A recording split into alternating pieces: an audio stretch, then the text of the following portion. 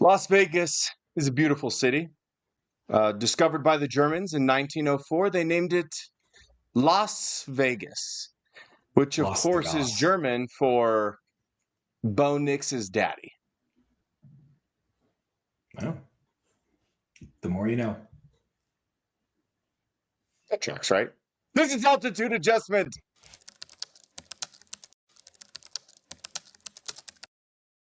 Hey, Bill, I'm in the mood for a switch up. I hit the function, hit the rose till I hiccup. I hit the stage and leave with money that's a stick up.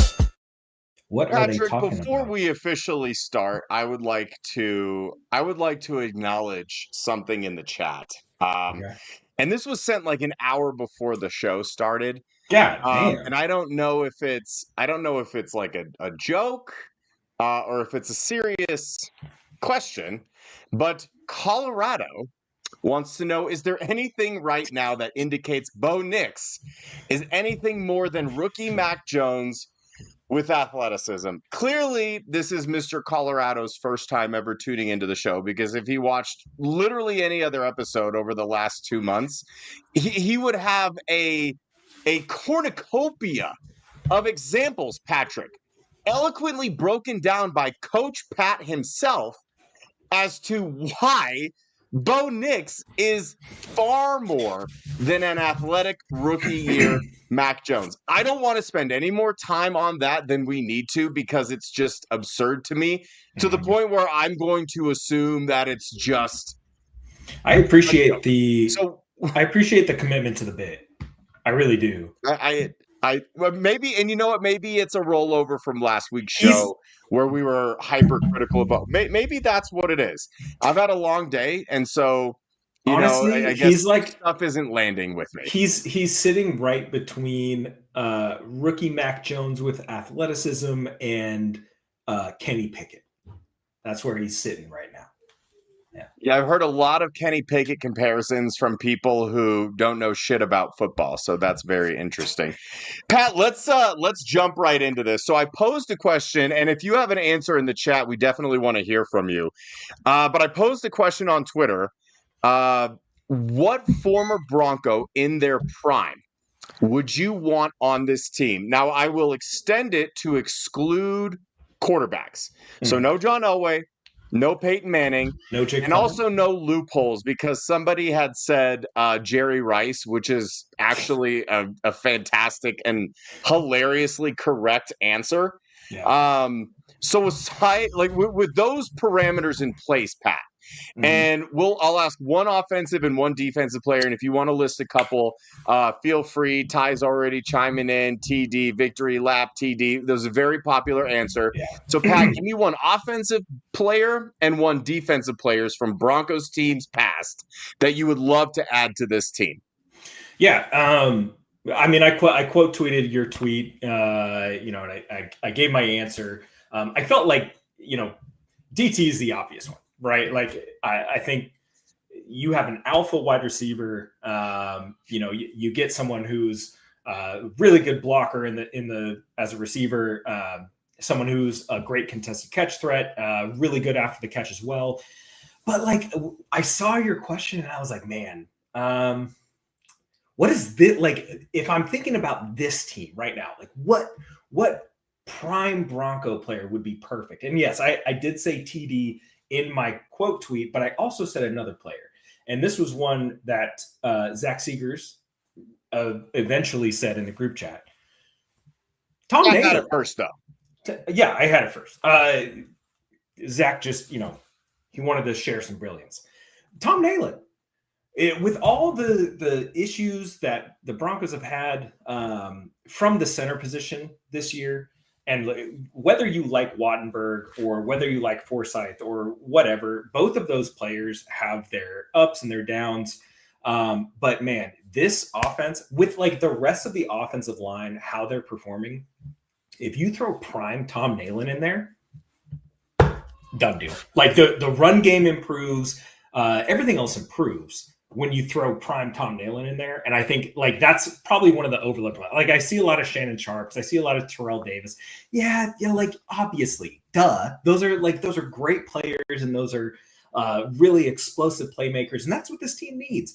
But this team also needs a bona fide dog at the center position because it is the most important one on the offensive line. I don't care. Like, yes, left tackle is important, whatever. The center is the quarterback of the offensive line. You need someone who's going to be nasty in there. Tom Nalen was nasty. He was smart as all could be, and he was a big reason why Terrell Davis was able to be such an effective runner in the Mike Shanahan offense. Guy could climb to the second level like no other. Just a big fucking hunk of a man. Give me that guy with this offense right now. Love hunks of man. Yeah. I think Tom Nalen is my offensive guy. Well, real quick, I wanted to address this. I figured this was a bit, so Colorado said it was a take he heard. Definitely not what he believes. So I'm glad that we got that clarified. And Colorado, if that is your real name, listen, whoever farted out that take has no business talking football or sport. Bailey. I think maybe he's more well equipped to just sit in the corner and color, because I think staying inside the lines is probably enough of a challenge on him. And real quick, Pat, like this is what we're seeing. Like, sorry to divulge, but you and I talked about it earlier. People are so hell-bent on digging their heels in with their OG Bo Nix takes that they are doing Simone Biles levels of mental gymnastics to try and justify their terrible takes. And we're just going to squash this right here, right now, so we don't get too caught up on it.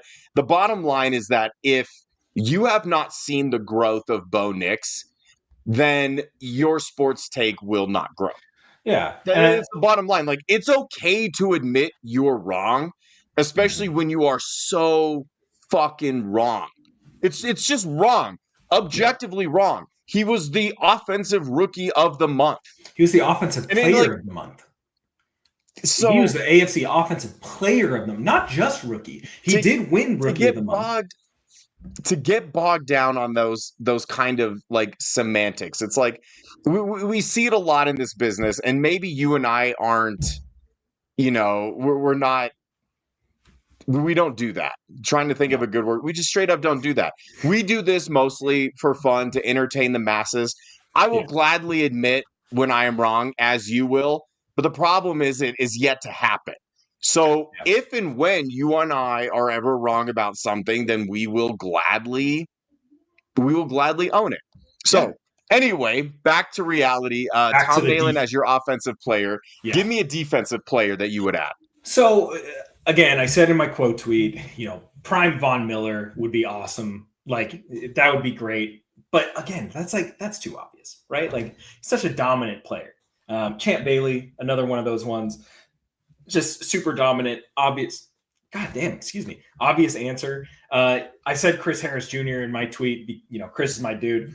But, then you and I were talking, and I said, man, what about Al Wilson? What about Al Wilson in this defense? Are you kidding? Like, especially with, Singleton's out, Cody Barton is up and down, and, they're having to play Sternad, and kind of like, man, just stick Al Wilson in there. Like, Al Wilson or like prime John Lynch. Prime John Lynch with Sean Payton.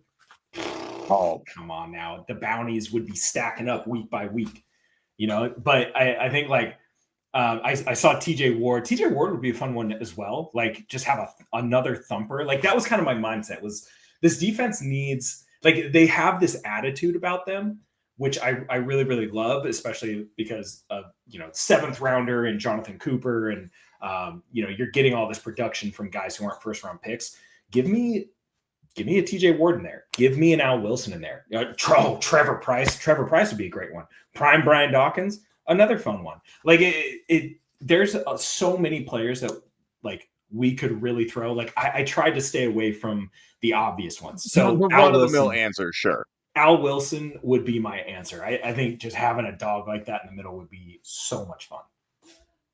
I'm going to go ahead and give you the defensive player first. And I looked through all the responses. I wanted to come up with something unique Cam Chancellor. that actually would be, Cam Chancellor wasn't a Not Bronco. a Bronco. Thank you though, Hunter Livy. Dude, Cam Chancellor was very good, excellent safety. Would have loved to have him on our team. Famously, not a Bronco. I feel like there's one that people are omitting, and I don't know if it's because he kind of ended his career in Oakland and kind of assimilates more with the Raiders. But give me some Bill Romanowski on this defense. Ooh. You want some nasty? You want some dude that will just turn shit up? And this is, if I have one gripe with the defense, Pat, there's the biggest difference between this defense and the famous 2015 no-fly zone. The no-fly zone defense, and it wasn't just the secondary. Everybody on that defense had an edge to them to some degree. Aqib Talib was nasty. TJ Ward was nasty. Derek Wolfe was nasty. Malik Jackson, nasty. Danny Trevathan, nasty players. There is not a nastier man in the NFL at his time than prime Bill Romanowski. So again, trying to think outside the box here a little bit. I ran through as many of the responses as I could, and there were a lot. Man, Romo would be fun on this defense, and he would bring that edge that I feel like is the big thing that this defense is missing. You know that Bill Romanowski is going to get in your face. He damn near might spit in it for all we know. But he is going to rub the opponents the wrong way. He is going to get into their heads. One of my favorite Bill Romanowski memories was in the AFC Championship game in Pittsburgh in '96. And Cordell Stewart throws an interception in the end zone. And Romo goes right up to him and just starts doing this repeatedly, just basically calling him a dumbass. One of the funniest things that you will ever see. So Bill Romanowski on the offense, and I'm actually going to borrow Robbie's for this one. Again, we're trying to think of out-of-the-box people. Romanowski on the offense? No, defense. I said, and then on the offense, I'm going to borrow Robbie's quote tweet, and he said Julius Thomas. Oh, I would love right now to see Julius Thomas, prime Julius Thomas. Yeah. With Sean Payton in this offense, you fill a need. You need a playmaker, a big body pass catching tight end. Obviously wasn't the greatest blocker, but he was a willing blocker, and he was so athletic that he could make it work. Julius Thomas is what everybody was praying Greg Dulcich would be. You have a willing blocker, freak athlete, excellent after the catch. That's kind of what we were hoping for, right? Yep. R.I.P. Pour one out for the hair Greg Dulcich. Shout out to you. The shorts. And again, trying to think of outside the box. It's easy to say a Hall of Famer, right? Yeah, it's easy to put a Hall of Famer in there. But I like the Brandon Marshall Bill Romanowski and Julius Thomas on this team. That's fun.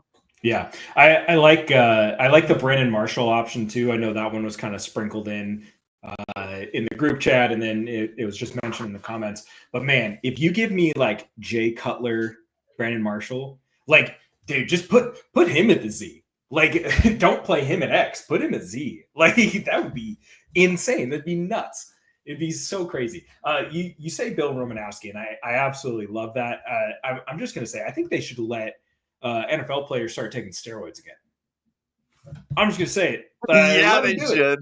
Let them do it. They should let every sport take steroids. I don't know if you were part of this conversation. I think no, you had to miss it, but I did it with Zach and Carter, and it was during all the presidential crap, and we were discussing what changes to the sports constitution, what amendments we would make. Yeah. And my big one was allow steroids in baseball. Extend that to football. If they have a large number of players who don't want to do steroids, make a different league with like 2 or 4 teams. Let's say 4 teams of just all steroid guys. And it would be like the Blitz video game. It's literally what it would be like. Just like don't have any rules. Like have the basic bone structure of the game of football, but just go out there and fuck each other up.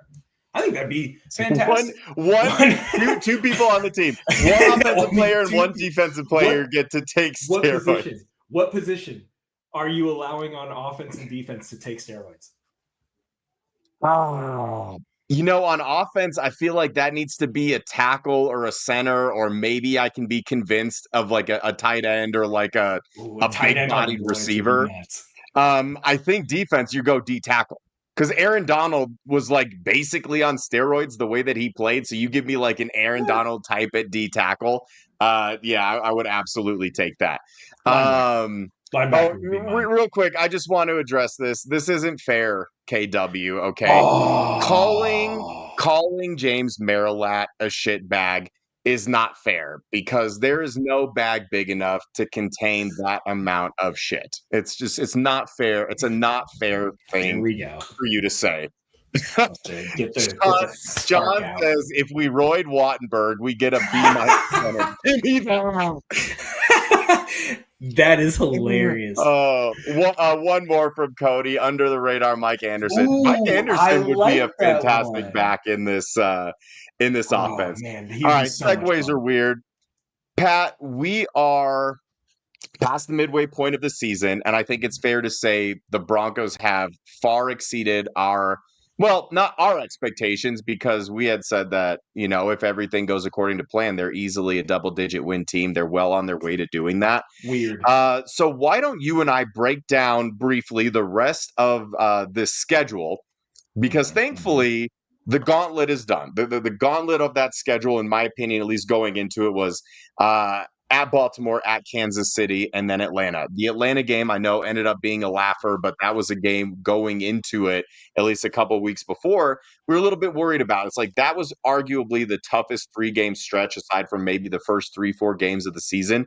The rest of the way, not cupcakes by any means, Pat, but every single one of these is incredibly winnable. So why don't we start with the Cleveland Browns on Monday night? And I think the question that I posed to you, Pat, is what Cleveland Browns team is going to show up? Now, should we just assume that the Browns are only good against the Ravens and the Steelers? Because those are really the only teams they look good against with Jameis Winston. So what Browns team are we going to get on Monday night, and will that be a W in Broncos country? Well, first of all, I want to start this off by saying, this team is 7-5, 12 games into the season. Isn't that a little crazy? Isn't that a little crazy that they're 2 games above 500 going into December? Who would have thought that? Unreal. The last time this happened, Mario, the last time they were 2 games over 500 was in 2021. It's been 3 years since they've had a 2-game lead. It's crazy. Anyways, what Browns team are we going to get? I feel like that's a great question. I feel like Jameis is playing at a pace right now where he's just like, he's out there living his life and having a great time. And I love seeing this arc for Jameis, because he was someone that if the Broncos didn't draft a quarterback in this draft, that's someone I wouldn't have minded them, taking a swing on in free agency. Like we talked about that. We said we would just want it for the entertainment factor. Yeah, and dude, he's must-see TV at this point, right? But the erratics are still there. Like you're still getting some of the errant throws, and we could have attributed that to snow and whatever, but they're still there. But I feel like he's playing really great football right now. I feel like that team as a whole they're trying to muster up any sort of positivity that they can, because I don't think that they want to fire their coach. I feel like this team is going to fight for their coach. I feel like they're going to fight for each other. It's crazy what happens when you don't have a sexual predator under center and the face of your franchise. It's kind of wild how things can turn. But they're playing decent football right now. And the way that Myles Garrett is playing is fucking crazy. He's still one of the best defensive players in the league. There's no doubt about that. But man, I don't see the Bo train slowing down at any point. I don't care how good the defense is. We just saw what Max Crosby did to the tackles this last weekend, and Bo was still able to get shit done. He's just playing really good. He's playing really good football right now.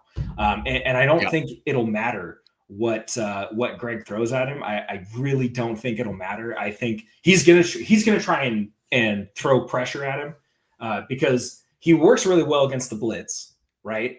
But not so much when he's pressured. It's a weird metric to like differentiate between the two. But Bo's numbers against pressure are not as favorable as they are when he's being blitzed, right? So when he's working against the blitz, he works really well. It just kind of it kind of just depends, like you said, which team is going to show up.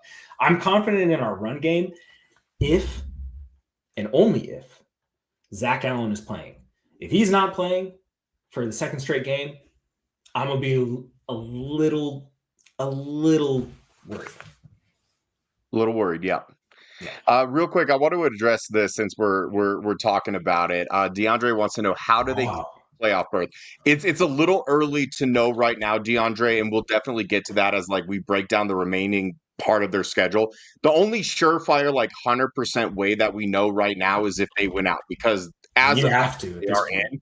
So if they win out, they're in, and they're probably like a 6, maybe a 5 seed, depending on how the other teams play. But that's really what it comes down to, right? The Chargers are above them in the standings. The Ravens are above them in the standings, and they're not division winners. So you have to hope that the Chargers continue to lose games. You have to hope that the Bengals, the Dolphins, the Colts all continue to lose games. Those last 3 teams are under the Broncos in the standings right now. So the only surefire way to know, it's like they either win out or they win as many games remaining as those other 2 teams, or those other 3 teams. And it's massive because those 3 teams, or I'm sorry, 2 of those 3 teams are all on the Broncos schedule for these remaining few games. They will have the Colts at home, which we'll get to, and then they will have the Chargers on the road, and then the Bengals on the road, which we will also get to. And then real quick, Frankie wants to know, and if we can, why don't we circle back to this? Frankie, we'll break down the rest of the schedule really quick, but this is definitely a question that I want to address because I definitely have some thoughts on it. In terms of the Browns game, Pat, I'm with you 100%. Jameis Winston is the Tom Brady of Joe Flacco's right now. And it's honestly, I don't know if I can even call it karma, but it's some kind of weird phenomenon where the Browns were kind of in this position last year. They're struggling with Deshaun Watson. He goes down, and they go on this miraculous playoff run with Joe Flacco, elite Joe Flacco, who we all thought had been washed 6 years ago. And he puts this team on their back, and he brings them to the playoffs. And this is not a playoff team with Deshaun Watson. And honestly, when Deshaun Watson went down, the only reason that I was sad is because it meant the Broncos didn't get to play against him. The injury itself, didn't really care. I guess karma's a bitch sometimes, my boy. But going into this game, I fear Jameis Winston more than I fear Deshaun Watson. Why? Because Jameis Winston runs that offense better and more efficiently than we ever saw Deshaun Watson run it. Same could be said with Joe Flacco last year. So this is such an interesting matchup. The Browns have a very good defense. Their running game isn't quite there. You could tell Nick Chubb is not Nick Chubb right now. We might not ever see Nick Chubb ever again. I think that definitely goes as an advantage to the Broncos. Jameis Winston's tricky in that pocket, man. He's hard to bring down. He's certainly those workouts. It's insane, absurd workouts that he does. Hate on them all you want. Still a win for the Broncos. They are working. You can't knock them if they're working. It's like, and then all the goofy ass workout videos that Russell Wilson does, it doesn't work. It clearly doesn't work.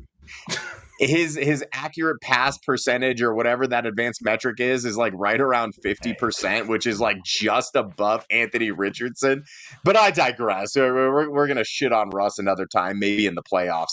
I guess the only thing that scares me about this Browns team is just the sheer unknowability of what kind of team they actually are. Like, who's gonna show up? Are they gonna be the team that beat the Ravens and that beat the Steelers? Or are they going to be the team that like has pissed down their leg outside of those 2 games? I'm like, this needs to be a Broncos win. It should be a Broncos win. At the end of the day, the Broncos are the better team right now. They're playing a better brand of football. And if you ask George Pickens, the only reason that the Steelers lost was because of the weather, because apparently the Steelers were the only ones playing in snow, and it wasn't the Browns having to deal with that. After that, Pat, we've got the bye week, and then arguably one of the bigger games and another kind of big question mark game. You're at home against the Colts. Yeah. Now, you and I, over the past couple of years, have been very outspoken about our love for Anthony Richardson.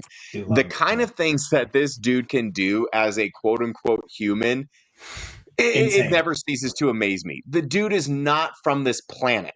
Yeah. But for as athletic and unbelievable as he is, he's clearly not there yet. He obviously he has the skill set and the tools to be the greatest quarterback of all time. But it just lends itself to prove that everything that happens between your ears, that's where the money is made. That's where it really matters. And he doesn't have that yet. So we move on to the Colts game. You and I are both saying there's a W over the Browns. How is this Colts game shaken down? It's going to be interesting. They've got, so they're currently ranked 17th in rushing yards, but they're one of the worst passing teams in the league. They're the 9th lowest passing yards per game. It's going to be about putting pressure on Richardson. Like, you've got to be able to push that pocket in. I'm not worried about the Colts weapons nearly. Like, I'm not really worried about the Browns weapons as much. I'm a little worried about the tight end game, but it's fine. Like, that can be, it can go one way or another, but I'm not too worried about the Colts skill players against our secondary. And that offensive line is, it's going to be about getting home to Richardson, forcing him to make errant throws, which we know he will every now and then. But just make sure that he's not as accurate as he could be with a clean pocket. Like, I'm saying this about the Browns game because it's a big worry, but like, we've got to think about Zach Allen. Like, Zach Allen has got to get healthy for these games, because even though both of these teams are not very good offensively, they'll have their moments, but really they're not very good on the offensive side of the ball. Like, we have to be able to make sure that they stay that way. We can't allow another like Raiders game where they're moving the ball down the field and I'm starting to get a little stressed. I'm SpongeBob biting my nails, right? This has to be a key emphasis down the stretch. Like, guys got to get healthy. I know they're working their ass off. They need to go see you, man. Like, what are you doing? Go see Mario right now. Not to plug, I'm ready. Not to like shamelessly plug, but like, dude, go see Mario. Because we need them realistically. Like, we need them to be healthy for these next couple of games. And we really, really need everyone on deck for the Chargers game, because that team, like, it's a roller coaster. It's up and down, but like, they're still very good. And they beat us before. This game is going to mean more than anything because they're trending towards being that, that other team in the AFC West. We need to get back to that level, right? So having everybody healthy down the stretch is going to be huge. Get to Richardson, make him rush, and like, Bo just needs to keep playing good football. I think all these games that they have coming up are really winnable. The only one that I'm super worried about is the Chargers one, but we'll get to that. It's just, Zach Allen's got to be there because the Colts can run the ball. They're not very good throwing the ball right now.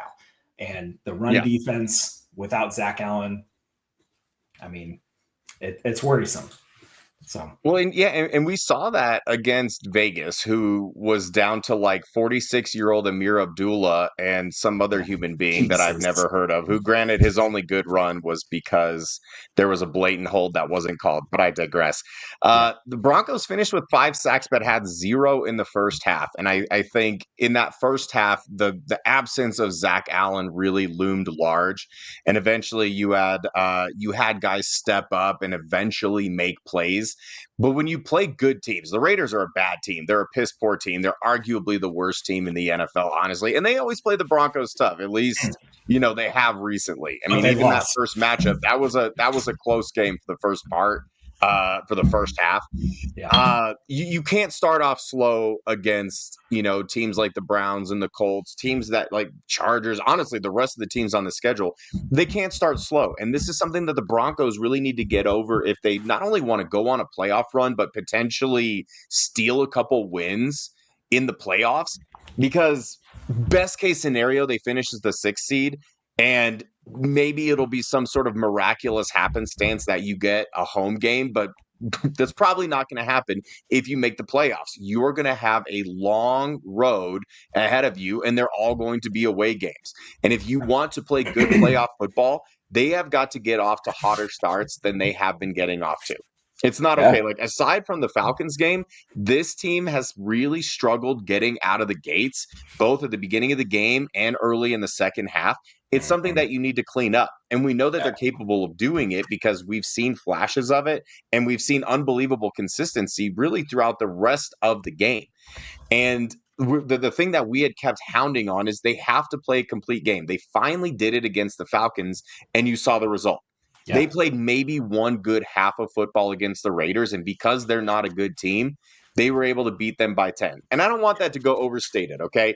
Beating a division rival on the road by double digits, always a big deal. It doesn't matter. It doesn't matter how you get to the pot of gold, Brian. What matters is you beat the leprechaun there. Okay. Exactly. The way that I see this Colts game going, what seems to keep them in a lot of games, Pat, aside from the run game, is they will almost routinely hit on a massive play to Josh Downs somewhere down the field, or to Alec Pierce. If you can limit them and force Richardson to almost dink and dunk, because he doesn't want to. Richardson wants to play hero ball. Yeah. He wants to run people over in the open field. He's looking to run. If his first 2 reads aren't there, he's not going to keep cycling through his reads. If he doesn't have a man running open downfield, he's limited.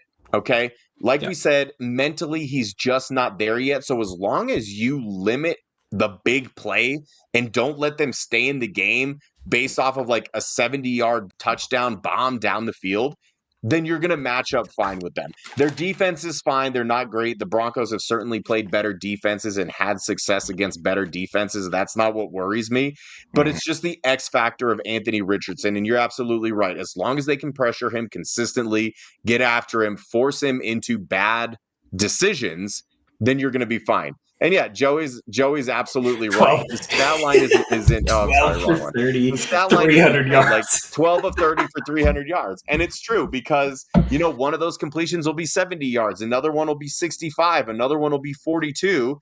And they're picking up these plays in chunks. This is right here. This is the stat line for my quarterback when I play NCAA. Oh my! Okay, because all I do is I thought you were going to say down the field. I thought you were going to say when you play on Saturdays. No. I'm completing 25 of 27. Okay, 11 of those are to me. The rest are dropped. Yeah, and that's not your fault. Yeah, exactly. No, Joey Richards is absolutely dropping some passes. That's why he didn't show up anymore. KW said nobody criticizing the Chiefs for almost losing to the Panthers, but the Broncos getting crushed for beating the Raiders. Thank you, KW. It's all perspective. And honest to God, if they called one of the 2 holds that actually happened on Mahomes' 30-yard run at the end of regulation, that's an overtime game. And Lord knows how that plays out because the Panthers had all the momentum inexplicably. But you're absolutely right. Regardless, the fact that the defending Super Bowl champs had to kick a last-second field goal to beat the lowly Panthers, who the Broncos were literally toying with at the end of the game, yeah, there needs to be some criticism. And that kind of circles back to my point. It's like winning in the NFL is hard. Unless you have the officials on your side and they're handing you W's on a silver freaking platter. But 31 other teams don't get to experience that.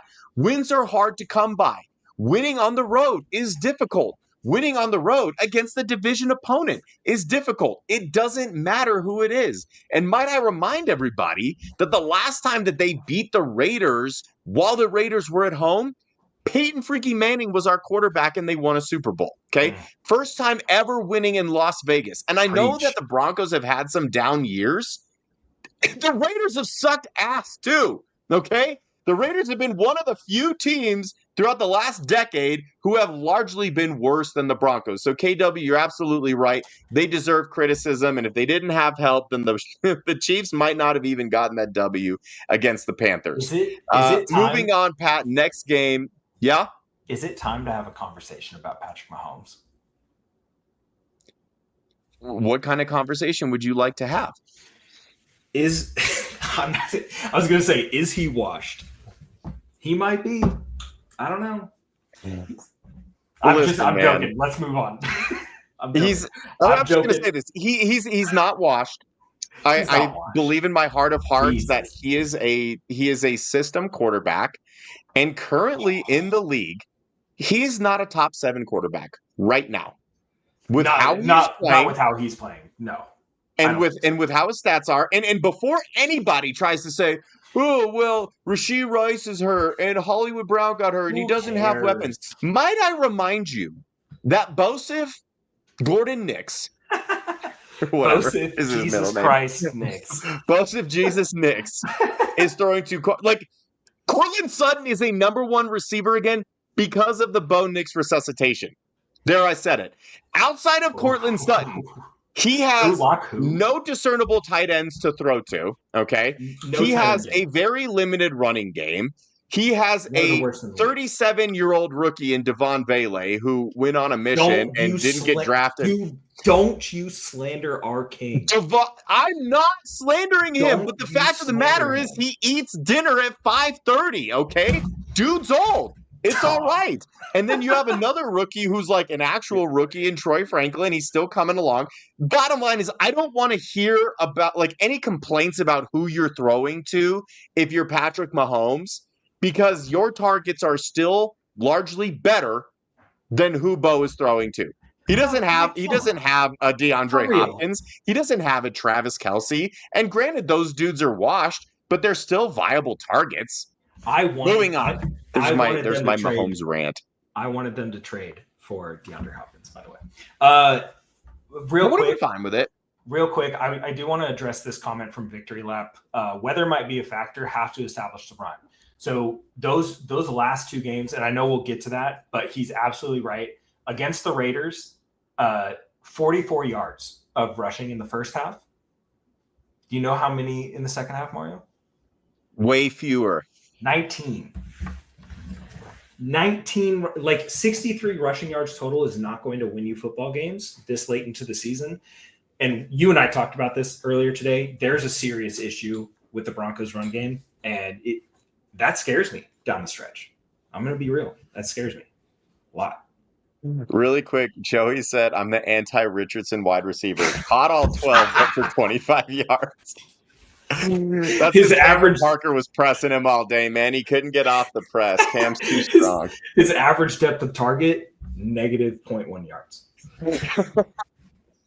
JR is just the bubble guy. JR is Lil Jordan Humphrey, and they're about the same speed. So. 12 bubbles for like 2 yards each.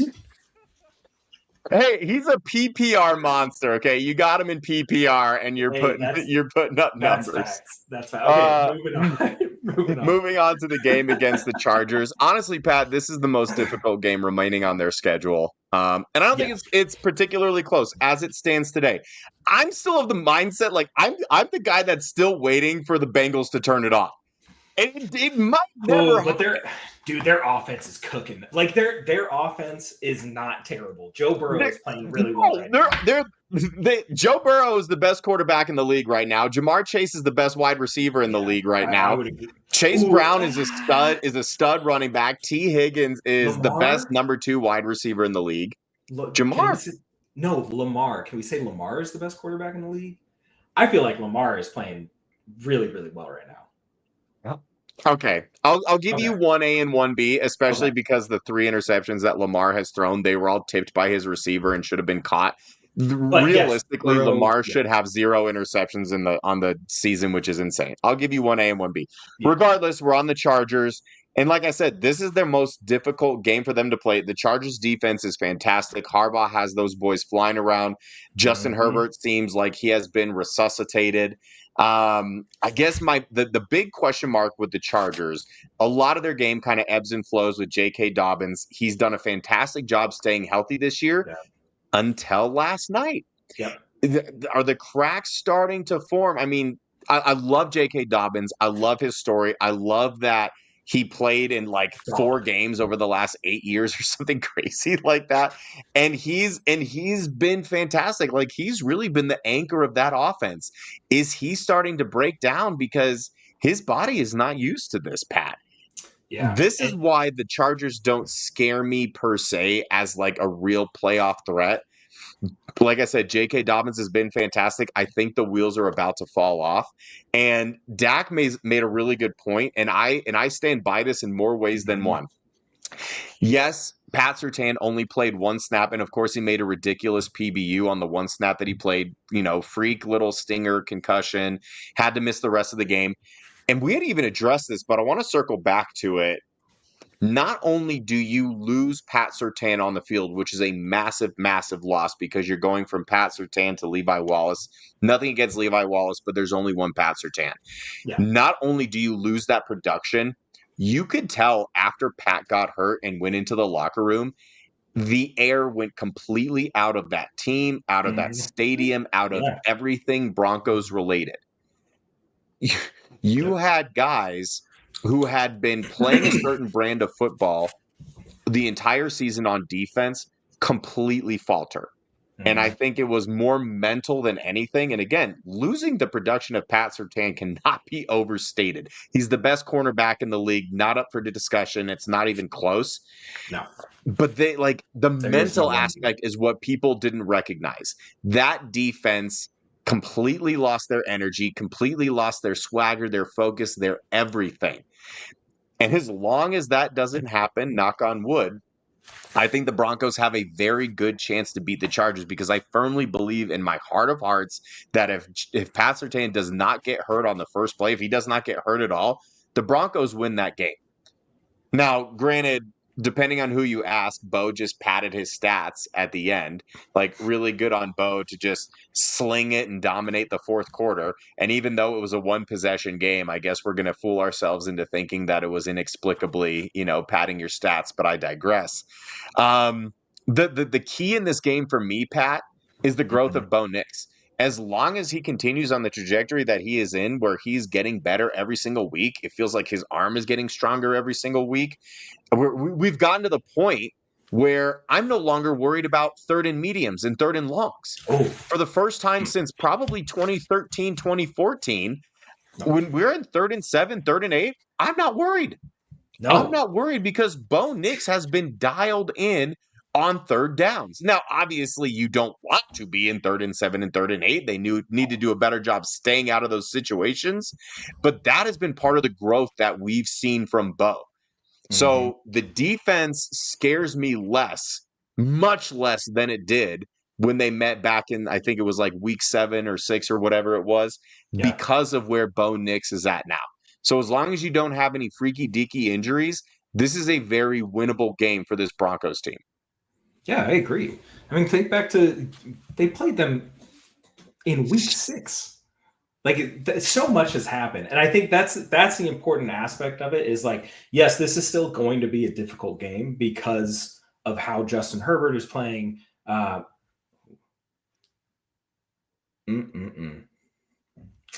See, you hate to see for that, KW. That's a fun little. You hate to. It's a fun little dive. You hate to see it. But this is also like they played him week 6, right? So much has happened. And this is why I love the NFL, is because things like this happen. And as the season goes on, you face more adversity.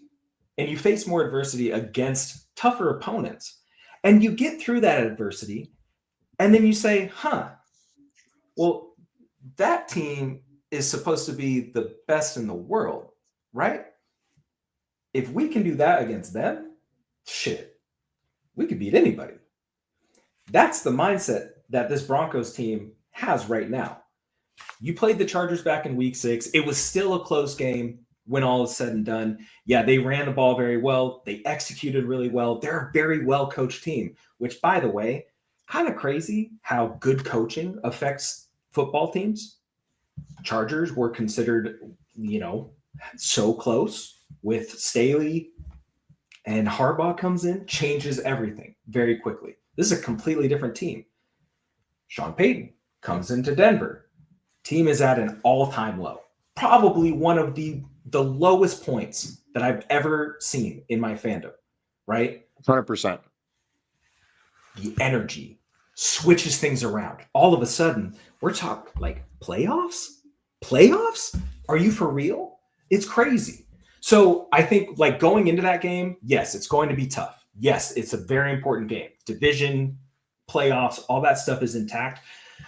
But like you said, and I loved your rant because this team is kind of, you're starting to see it, right? You're starting to see the cracks. The defense is a little more suspect. That Bengals game, awesome game to watch, by the way.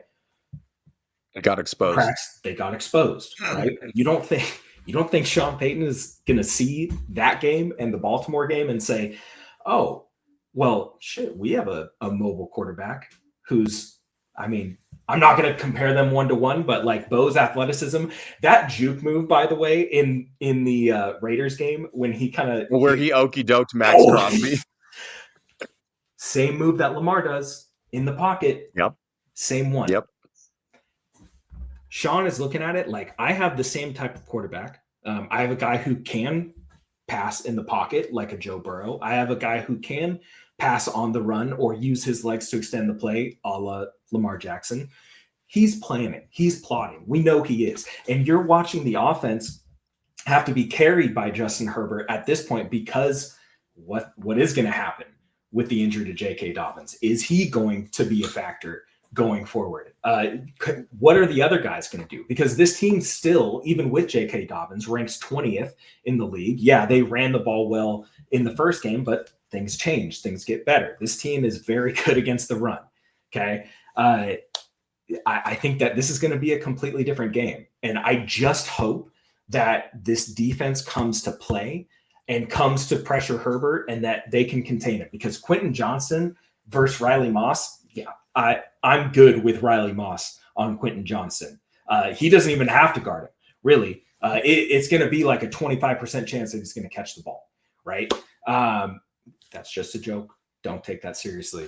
But like he's showing those things that he showed in college, the bad drops, not being able to finish plays. Like this is what worried me the most about this team.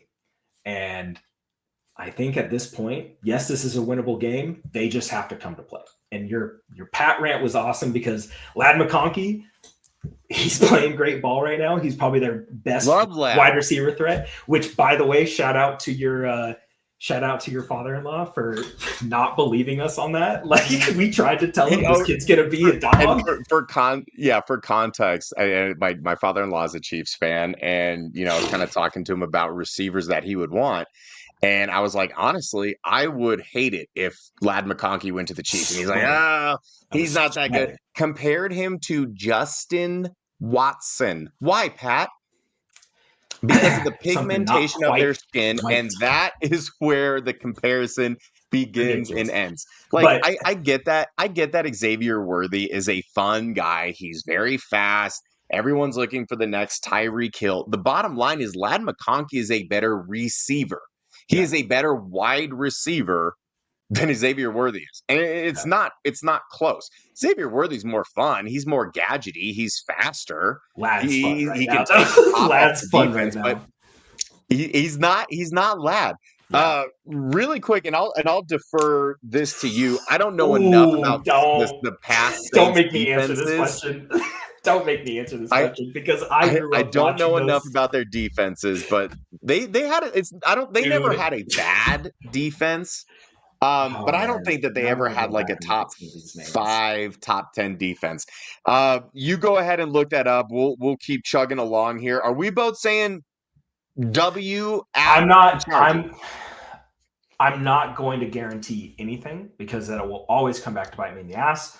I think that the changes of the season and the pressure that the Chargers are going to feel, plus the pressure that the Broncos are going to feel. I feel like the Broncos right now are at like their momentum is just kicking in, and it's that late season run. And this is literally the stuff that made Sean Payton so great in New Orleans.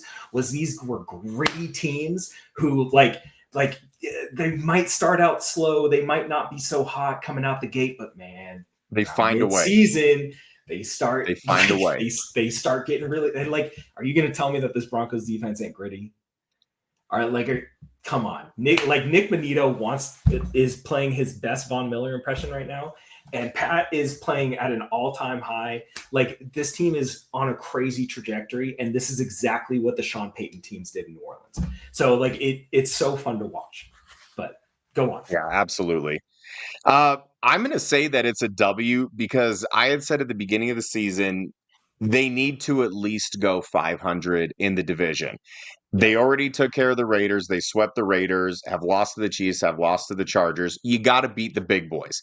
And honestly, over all of these years, it just feels like they always get at least one against the Chargers. And I know the circumstances are different, but it's just one of those things like they really like to split with the Chargers, even when the Chargers are really good and the Broncos had some down years. And yeah, I think that this is a W. And if we're tracking it, Pat, that is putting them at 10-5 going into week 17 in Cincinnati. And I'm going to be perfectly honest, and maybe this is going to sound crazy. This is the game that worries me and scares me the most out of any game remaining on their schedule. And I can't really explain it because it's not even that the Bengals are the best team on the remaining schedule. I think they've only won one home game so far this season, which is so uncharacteristic of them.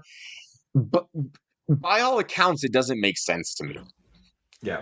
Joe Burrow is too good to not be a playoff caliber quarterback. And it's obviously not on him because he's having an MVP type of season. It's not on guys like Jamar Chase. It's not on guys like T. Higgins or Hendrickson, who I think is one of the sack leaders in the NFL right now. Mm-hmm. But they're a really good freaking football team. Yeah. Joe Burrow should always scare you.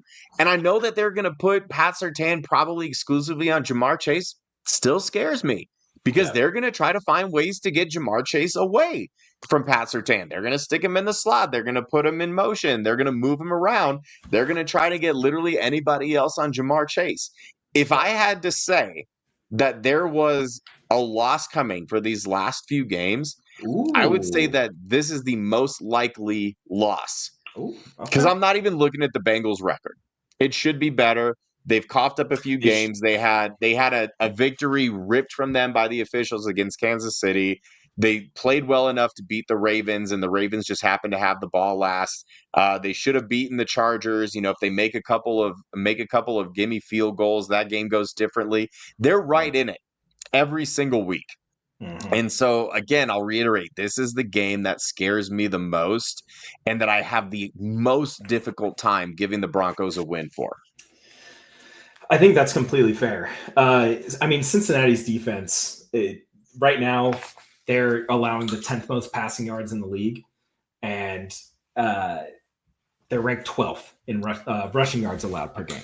So the defense is, they've got some good pass rush guys, but this defense overall really holesy. This is one of those situations where they're looking down the stretch, and thank God that the game got flexed because now Sean Payton has an extra 10 days to watch their film.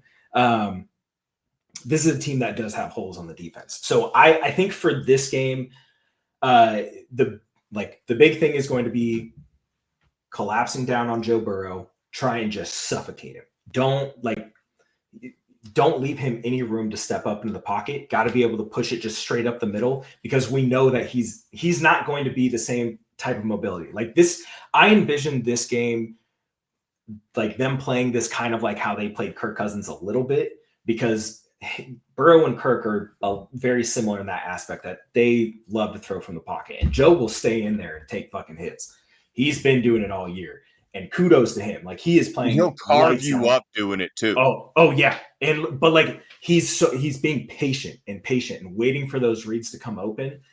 That's why Broncos got to be able to just suffocate, shorten that time to throw so that he doesn't have time to sit in that pocket. But I feel like that game's going to be a shootout. I feel like if they try to figure out ways to get Chase open, I think McMillan's been exposed a little bit. I'm just going to say it. Riley's had some up and downs as well. But I think like I just feel like it's going to be a shootout, and it's going to come down to a game-winning field goal or something along those lines.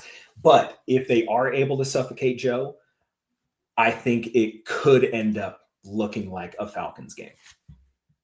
That's all I'm going to say. That would be fantastic. All right. Last game of the season, Chiefs at home, and I'm going to make this very simple. I know that there are fans who want the Chiefs to not have to play for anything so that they rest their starters and it would be an easy win for the Broncos. I don't feel that way. In years past, Pat, I did.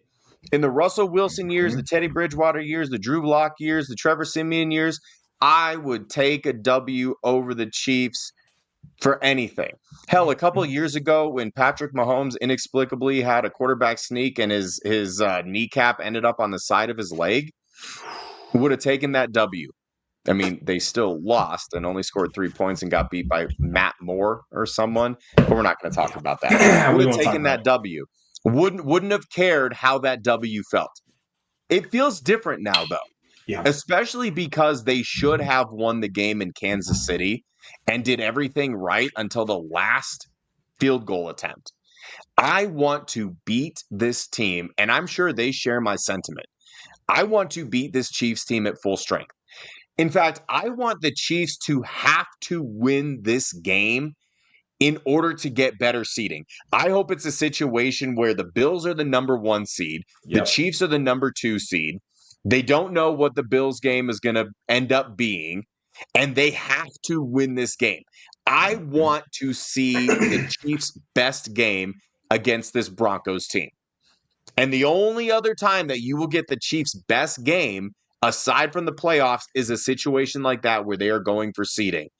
And it's not because it gives the Broncos the best chance to win. It's not because it gives me a lot of confidence and whatever. It's an ego thing for me. And it's also a measuring stick thing for me.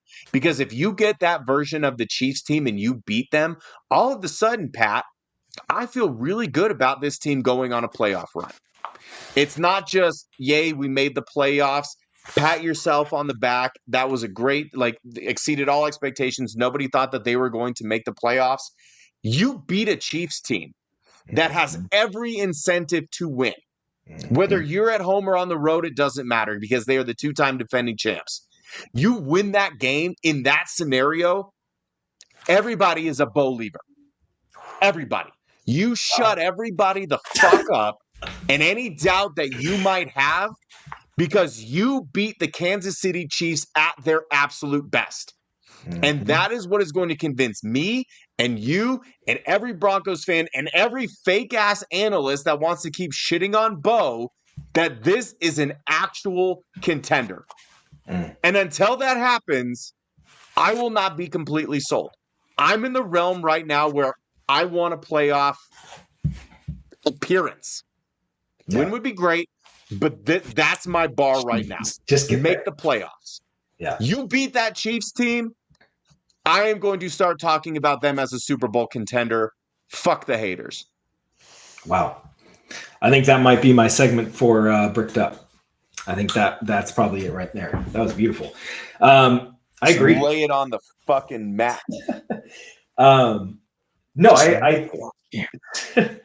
I think that it's also going to be one of those games because of how they're playing right now. Like that Panthers game, you know for a fact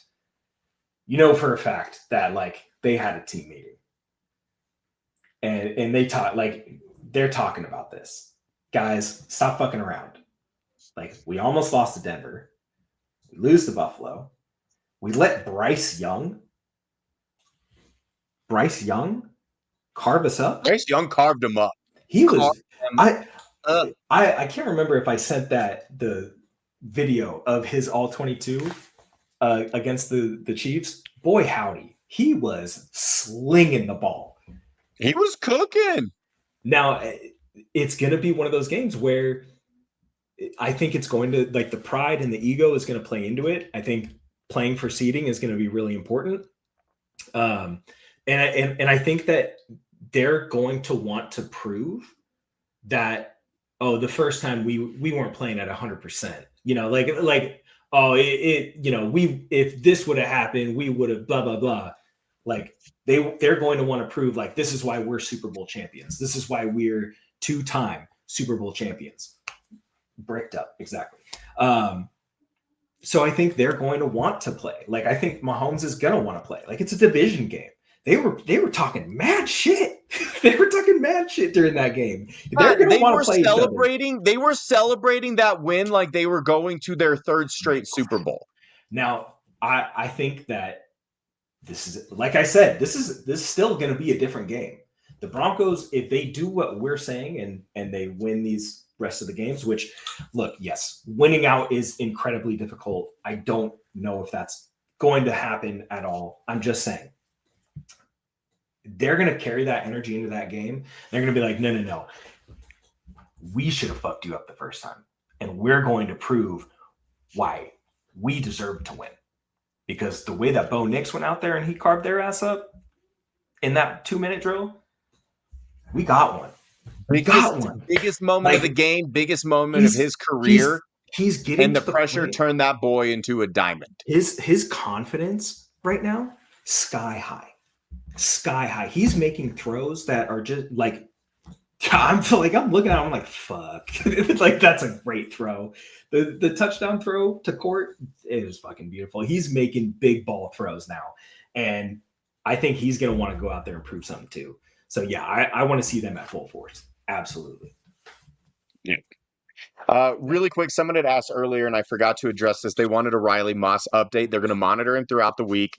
It's nothing too terribly serious, but they are unsure of his status for Monday as it stands today. It helps that the game is on Monday. He has an extra day. It'll depend on how he's able to move throughout the week. They are not going to put him out there prematurely, though. They like how Levi Wallace played. I don't, but that's another story. But I they're confident with him. I think if Levi has that, if he has that week of preparation, then I think it's going to be okay. But yeah, there's your Riley Moss update. And I know we said that we are going to get to Frankie's question, but we'll have to address that another time, Pat, because I feel like that's just going to extend this way too far. So why don't we just jump to and end with the greatest segment in all of sports talk.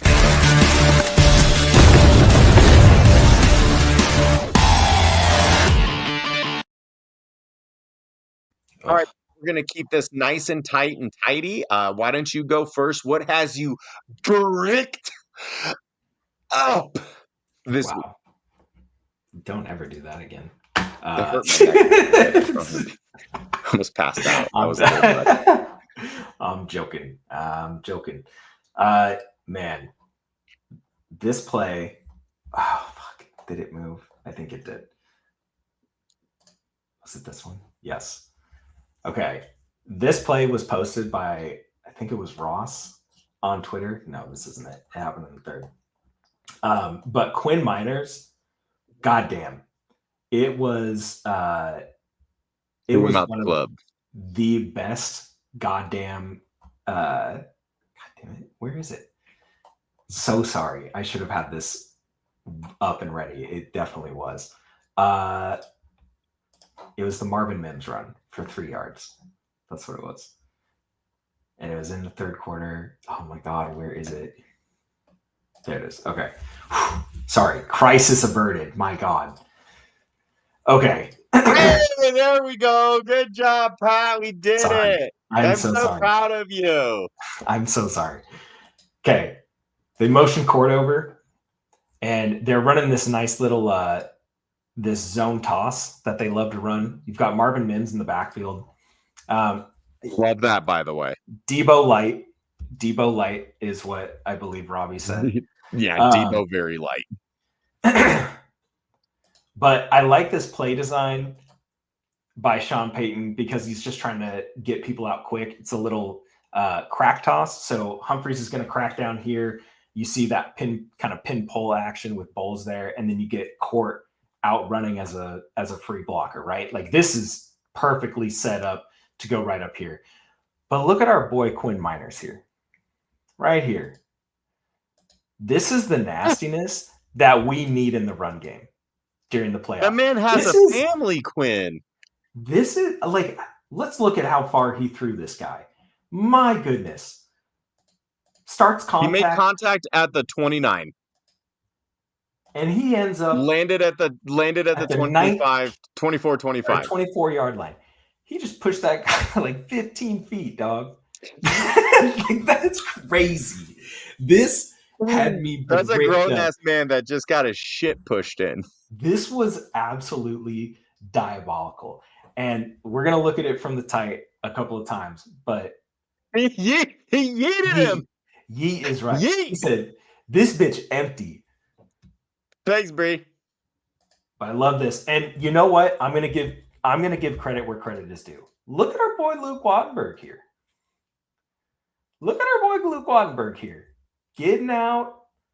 Would love to see him get into the armpit a little bit. Like, get this arm off you. Snatch that shit down. Put him in the fucking dirt. Right? But look at it. I mean, he's getting side to side. That's not bad. But man, imagine being Diablo in that frame right there and see freaking Ben Powers coming at you full speed. And he held his ground pretty well, but that's terrifying to see. But this down here, this right there, my goodness, this is help right there. My God, that gets me. I'm going to say this too. It would be really nice if Garrett blocked somebody before Mims was pushed out of bounds. Dude, here. Don't even get me started. There were a couple times. I'm just saying. There were a couple times where Garrett was like downfield and they're running, and the running back is like literally like on the side of him, and he's just like not blocking anybody. And then like a guy will just like run into him, and I'm like, what is he looking at? He's not in his GB zone. He needs to get in his GB zone. Somebody mentioned this really quick. You gotta get in the GB zone. Gotta get in the GB zone. Look at Troy Franklin. Take that block. You know what?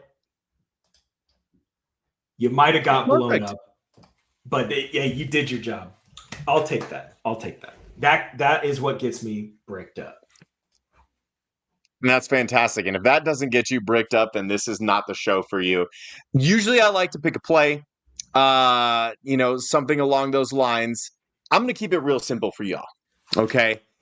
There's a moment from this game that got not just me bricked up, but all of Broncos country. And at this very moment was the moment that I think people realized when you Knicks, you find out. So if you fuck around, you will find out. When did we find out? But it's been the Crosby, Knicks, Wilson, Knicks matchups today. I don't fear. But it's been the Crosby, Knicks, Wilson, Knicks matchups today. I tweeted out this. Somebody grabbed a still of this when it happened, and I was like, "Oh shit, the Raiders are cooked." And from that point on, they were indeed cooked. This was like the last piece of the Bo Nix puzzle that I needed to see. I needed to see that nastiness. I needed to see that fight, that dog, that swagger. And I had literally said during that Buccaneers game, before the Broncos game started, because I love Baker Mayfield, one of my all-time favorite quarterbacks, period.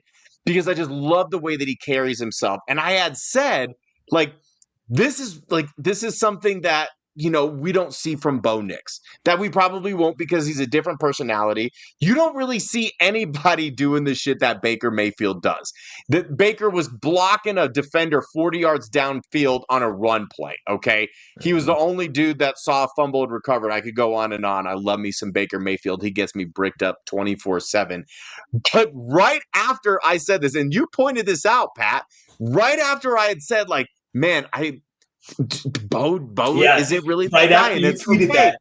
And right after you tweeted that shit, it was like, bet. I don't bet. I'm not like that. Let me show you what I'm like. But it's been the Crosby, Knicks, Wilson, Knicks matchups today. I fear nothing. Thank you all so much for watching. I have a really quick announcement. Next week on Altitude Adjustment, it is going to be a very, very, very special episode because we are going to do something that nobody has ever done. And it is either going to be a masterpiece or it is going to be a complete shit show, just like pretty much all the shows that we do. So it's really not that different from what we normally do. But it'll be a special episode called Engage 8, where there will literally be 8 of us engaging in Broncos talk. It'll be yours truly, Mario Vitanzi, Patrick Chiotti. We will have the 3 superstars from the LTB podcast, Joey Richards, Zach Seegers, and the wonderful Bree Maestas. We will also be joined by Carter Dillon, young Carter. He's just a fetus, but man, does he know his shit. We'll also be joined by Dez from Broncos for Dummies, and the legend himself, the greatest human being ever created, Ryan Edwards. That's right. You will see all 8 of us doing a show together. And as long as Zach Seegers doesn't ruin it, I think it's going to be really, really, really good. My name's Mario Vitanzi. That is Patrick Chiotti. This is Altitude Adjustment. We will see y'all with some friends next week. Okay. Love you all. Bye-bye.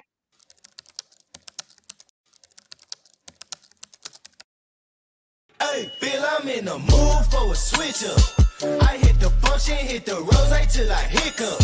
I hit the stage and leave with money that's a sticker.